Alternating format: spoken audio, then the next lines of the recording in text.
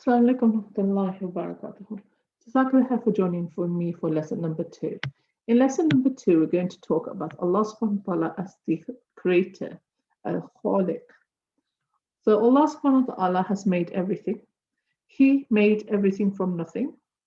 Once there was no sky, once there was no earth, once there were no flowers, once there were no animals, once there were no birds. Allah made everything. He made the sky, He put the sun in the sky. He put the moon in the sky, He put the stars in the sky. He made the earth, He made the dry land, He made the mountains, He made the rivers, He made the seas, He made the oceans.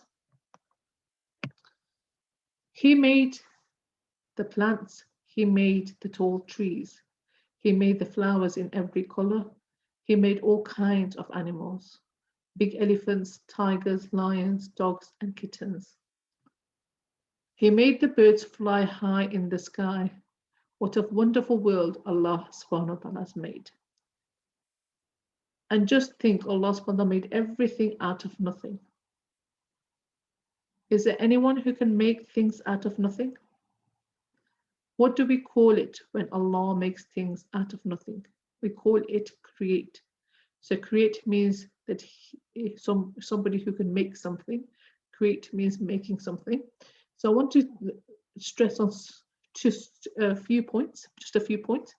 So think about this. Allah subhanahu wa ta'ala made everything. He made everything when there was nothing.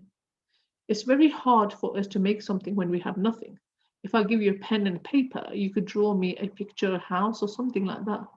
But if I give you nothing, no pen, no pencil, no paper, could you then make me a picture? You couldn't, because you don't have anything to draw with or draw on. You need something to make anything, and that's true for us humans.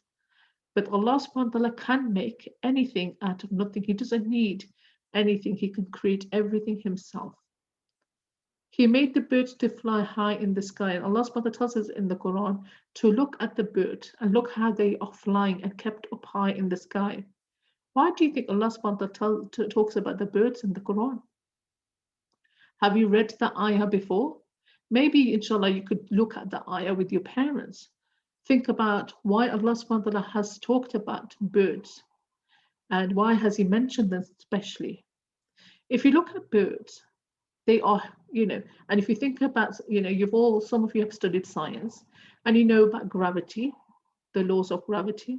Now, gravity is something that keeps an heavy object in place, right? So you need gravity to make it stay in place, and gravity is heavy.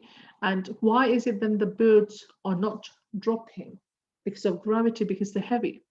Now, the way the birds have been designed, their wings keep them up in the sky. The way they flap, the way they've been designed by Allah, Allah helps them stay in the sky, because otherwise, because of the gravity, because of this energy, because it's so heavy, they would fall down. Yeah, because gravity is heavy. It makes you come down.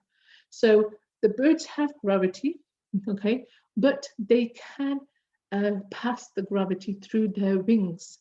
The way the wings have been designed, they can stay up in the sky. So this is why Allah subhanahu wa ta'ala has asked us to look in the sky and look at the birds. He made a point to tell us about the birds in the sky.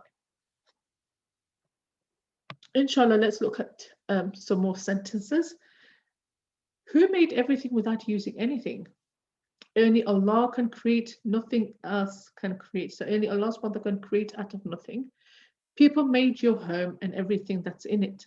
People made it from wood, metal, and other things that Allah already had created. Let us thank Allah subhanahu wa ta'ala for all the wonderful things He created for us. Repeat after me, Alhamdulillahi Rabbil Alameen. Okay, don't forget, inshallah, if you know your tajweed, to make your ha with hams. Alhamdulillahi Rabbil. Okay, this is a heavy letter. Rabbil Alameen. Make your ain strong. Don't say Alameen. No, Alameen. Okay, and say la, la. Don't say law. It's not law, it's la. Okay, so this is something for you to practice. Inshallah, make sure you say it properly. And what does it mean? All praise and thanks are due to Allah, Lord of all the worlds. Alami can mean worlds, it can mean anything in creation, it can mean humankind, it can mean jinns, it can mean everything.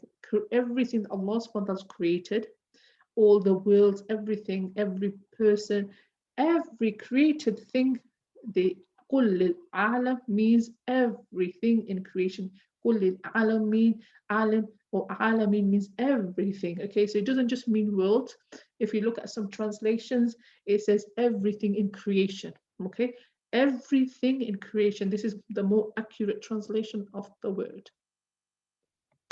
Here is an exercise for you. So Allah made everything. He made everything from, remember, He made everything from nothing.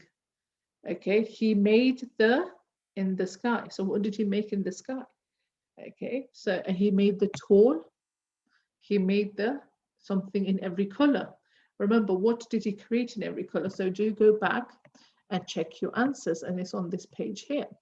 Okay, where are we? Okay, Allah made everything. He made the sky and He put the sun in the sky. So what did He put in the sky? He made everything. He made the sun in the sky. So go back and check your answers, inshallah. This is an activity for you to do. What do we call it when Allah subhanahu wa ta'ala makes things out of nothing? What do we say? He did what? He created something. Okay. Who created you? Okay, so who created you? Answer the question. You have a line here. So you just write down here, who created you? And again, you have some coloring here. And this is what is it? Allah created it. Allah is Al-Khaliq. Al-Khaliq means the creator. It means the creator. Allah subhanahu wa ta'ala is the creator. And that's it. We finished our chapter number 2. Inshallah, we will do lesson number 3 next time. Jazakallah khair for watching. Assalamu alaikum wa rahmatullahi wa barakatuh.